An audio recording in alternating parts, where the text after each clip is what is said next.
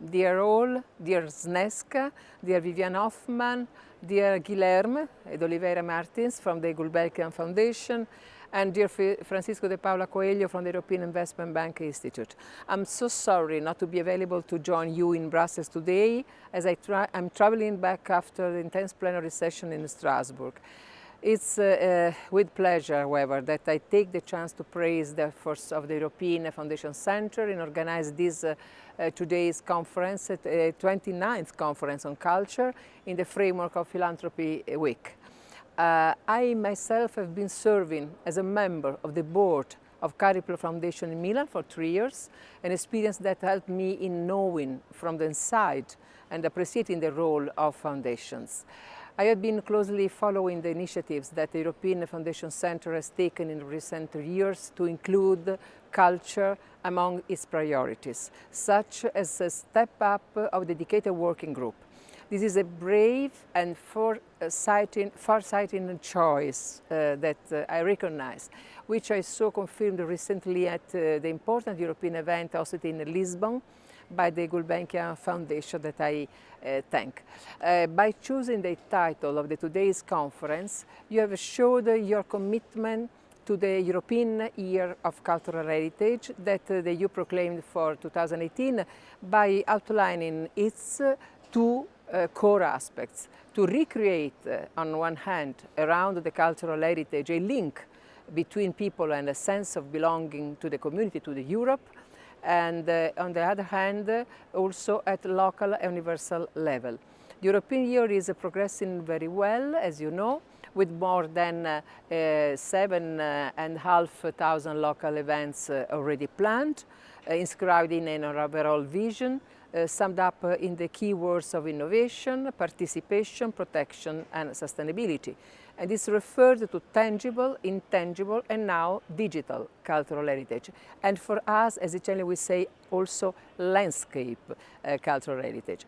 As you probably know, we as Culture Committee, when I was chair of the committee of the European Parliament, I fought a lot to obtain this year and to put at the center of the European project culture, education, as powerful tools for increasing social cohesion, regenerating cities, promoting youth participation and new jobs, but also a new model of development. This shows that the mainstreaming culture all across different policies fields, from research to cohesion policies, to culture diplomacy, to also other policies, is the path to follow. It must be said that the role of the foundations and the great efforts put forward by many women and men in the sector have limited the damage, the very deep damage inflicted on all cultural sectors by the economic crisis, given the cuts in the public funds and in private spending. It's not the case of my country that in the last 3 years invests a lot on cultural heritage, on culture and creative industries.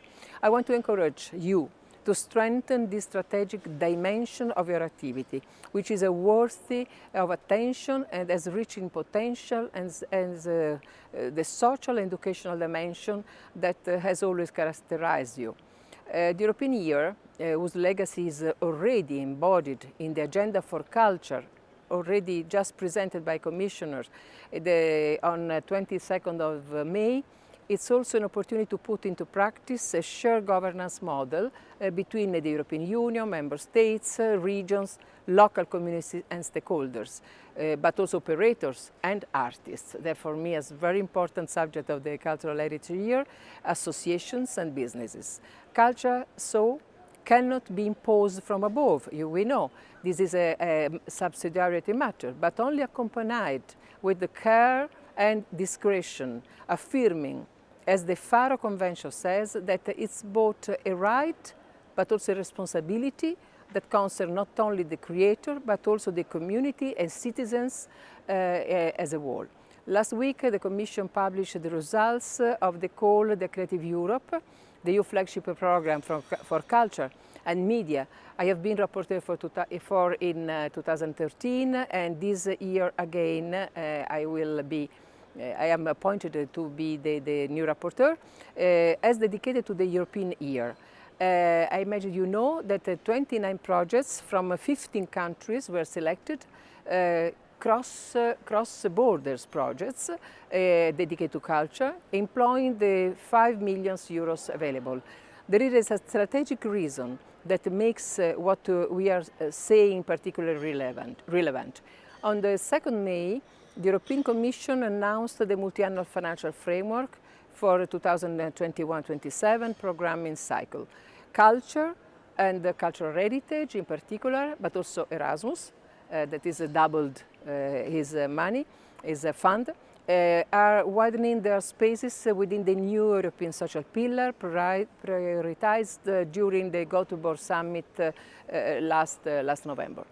Good news we just got is that the Creative Europe program will stand alone as a program with its specificity, with an increase in funding from 1.46 to 1.85 around billion euro. However, we have to push this even further, because the low budget makes the success rate still too low for the flagship EU program for culture. And being rapporteur for Creative Europe once again, I would like to continue receiving input from various stakeholders, such as through the network Voices of Europe. And so I'm very open to your voices. And among these valid and knowledgeable operators, Europa Nostra and its secretary, fantastic secretary, General Sneska Mialovic, emerge for their absolutely great strength, vision, capacity to aggregate, and friendship. And the end of this year dedicated to cultural heritage, the legacy of the year, this year must be valorized, as we asked as European Parliament, also through a brave commitment by the European foundations to support, I hope, more transnational cultural projects, to contribute not only to innovation and social inclusion, but also to create a stronger sense of belonging to Europe and fostering the European citizenship against today's rising demagogy and populism. Thank you, and good luck with your endeavors, and thank you for this hospitality, and good work.